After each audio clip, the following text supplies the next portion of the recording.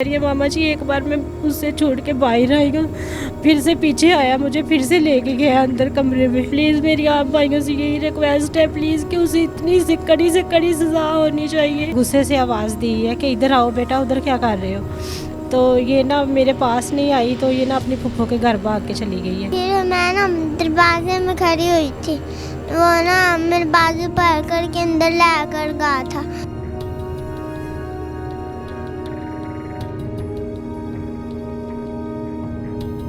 अस्सलाम वालेकुम नाज़रीन, मैं हूं कदीर खान और आप देख रहे हैं तस्वीर मीडिया। इस वक्त मैं शेखुपुरा के इलाका त्रिडे वाली में मौजूद हूं और यहाँ पे एक 5 साला बच्ची के साथ 55 साला बुज़ुर्ग ने बेदर्दी के साथ ज़्यादती कहते हुए अपनी हवस का निशाना बनाया। मुलज़म गिरफ़्तार हो गया। फैमिली से जानने की कोशिश करते हैं कि वो कैसे गिरफ़्तार मुलज़म को करवाया और उसके ख़िलाफ़ क्या कार्रवाई होनी चाहिए। बच्ची से भी जानने की कोशिश करते हैं कि ये सब कुछ कैसे हुआ। बेटा मुझे बताओ कि आप उनको क्या कहती थी जब आप घर में वो अकेले थे, आप आए तो उसने क्या किया फिर? मैं ना वो ऐसे उसने किया था। क्या नाम क्या आपका? सीरत। सीरत बेटा, जब आप घर आई हो वो घर में अकेला था? अच्छा, फिर क्या हुआ?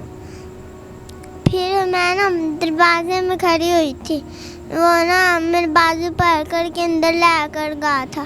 फिर चुम्मियाँ लाने लग गया था। फिर उसने शलवार लाई, फिर चुम्मियाँ लाने लग गया था। आपने मना नहीं किया? किया है। क्या कहता था? फिर मैं बाहर आई तो फिर लाकर गया तला था। दरवाजे खुले थे दरवाजे, या उसने कुंडियाँ लगाई हुई थी, कोई आया ना? दरवाजे खुले हुए थे। तो आपने चीख नहीं मारी, रोला नहीं डाला, उसको मना नहीं किया कि अंकल आप क्या कर रहे हैं? मैं मना किया है अच्छा, तो फिर उसने पकड़ लिया था। बाद में फिर पकड़ लेता था। आप बच्ची देखें, बच्ची कितनी सहमी हुई है, कैसा दरिंदा इंसान है वो। अच्छा, आज बताएं कि जब वो ये सब कुछ हो गया आपको कैसे पता चला? मैंने इसकी शलवार भीगी हुई देखी थी। वो जब आप घर आई हैं वापस तो आप तब बच्ची अपने कमरे में थी या उसी कमरे से इधर आ गई? नहीं, उसके कमरे से इधर आ रही थी। अच्छा, हाँ जी। तो आपने पूछा क्या हुआ? नहीं, मैंने इसे आवाज़ दी है, मैं क्या सीरत इधर आओ, इधर क्या कर रही हो। तो ये ना नहीं आई मेरे पास। मैंने फिर इसे गुस्से से आवाज़ दी है कि इधर आओ बेटा, उधर क्या कर रहे हो। तो ये ना मेरे पास नहीं आई, तो ये ना अपनी फुफ्फो के घर भाग के चली गई है। तो मैं भी ना, मैं देखा है ना मैंने, जब तो मैं भी आगे आ गई थी उतनी देर को, इस सेन में आ गई थी। मैंने देखा ना तो वो बुढ़ा भी अंदर बैठा हुआ था। तो मैं फिर इसी तरह ना मैं पीछे इसके भाग के गई हूँ। मैं क्या पता नहीं क्या हुआ है, इधर थी वो भी है, वो भी अंदर है, ये भी अंदर था, पता नहीं क्या बात है। मैं फिर इसके पीछे गई हूँ उधर जाकर मैंने फिर इससे पूछा है। मैंने इसे गुस्से से ना मैंने बोली हूँ बहुत ज़ोर से। तो ये ना दीवार के साथ लग गई है, तो आंखें ना जैसे बंद नहीं करती ऐसे करने लगी है। तो मैं बहुत परेशान होकर मैंने इसे पास अपने बुलाया, मैंने गोद में बिठाया, इसे पानी ठंडा पिलाया।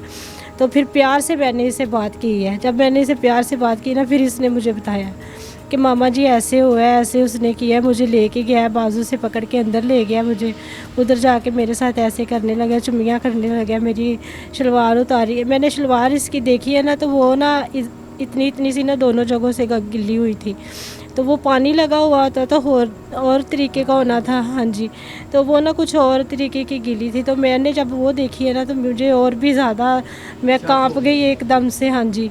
मैंने फिर इससे पूछा, मैं क्या बेटा क्या हुआ है, ठीक से बताओ। फिर इसने मुझे बताया कि मामा जी उसने ऐसे ऐसे किया है मेरे साथ, मेरी शलवार उतारी है, मेरे साथ ऐसे करता रहा। बाद में चुमिया कह रही है मामा जी एक बार मैं उससे छोड़ के बाहर आई हूँ, फिर से पीछे आया, मुझे फिर से लेके गया अंदर कमरे में।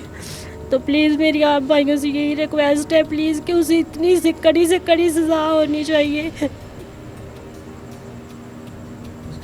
वो तो बड़ा मुतमिन दिखाई दे रहा है, वो तो कह रहा है कि हमारी सुलह हो रही है। नहीं, हम नहीं उसके साथ सुलह कर रहे। क्या चाहते हैं, क्या सलाह? ये कि उसे सज़ाए मौत होनी चाहिए, ऐसे दरिंदे को तो दुनिया में रहना ही नहीं चाहिए। उसकी बेटी अब जहाँ से चले गई है? नहीं, वो चली जाएगी। हाँ जी, वो इधर उनके बाहर कहीं कुछ कोई रहते हैं, इधर उनके पास गई है वो भी शर्मिंदा होगी अपनी वालिद की करतूतों की वजह से, जो उसने यहाँ पे घटिया हरकतें की हैं, उसकी वजह से वो भी ज़ाहिर बात है परेशान होगी। हाँ, परेशान तो थी, लेकिन वो ना दूसरे दिन बहुत ज़्यादा गालियाँ दे रही थी। पता नहीं क्यों दे रही थी वो गालियाँ, बहुत ज़्यादा गालियाँ देती थी। फिर मैंने भी आगे से गुस्से से बात की है ना, तो इसलिए वो इस वजह से चली जाती है, नहीं तो इधर ही है अभी।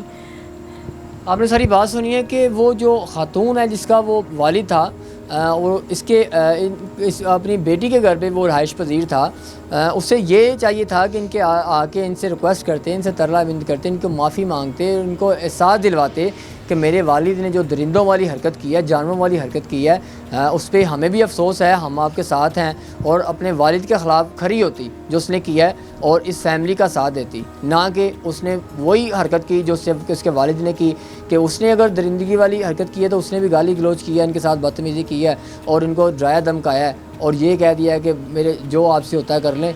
ये उसका हाल यही था कि अच्छे तरीके से बैठ के इनको समझाने की कोशिश करते। अब इनका भी कहना है कि उस शख्स को कैफ़िर किरदार तक पहुंचाएंगे, उस दरिंदे को कैफ़िर किरदार तक पहुंचाएंगे ताकि और लोगों की बच्चियां और अपने गैर महफूज ना रहें, महफूज रह सकें। तो क्योंकि ऐसे दरिंदे अगर इस बच्ची के साथ उसने ज़्यादती करते हुए पकड़ा गया, न जाने उसने 55 साल की उम्र में कितने लोगों के साथ ज़्यादती की होगी, कितने लोगों को अपनी हवस का निशाना बनाया होगा।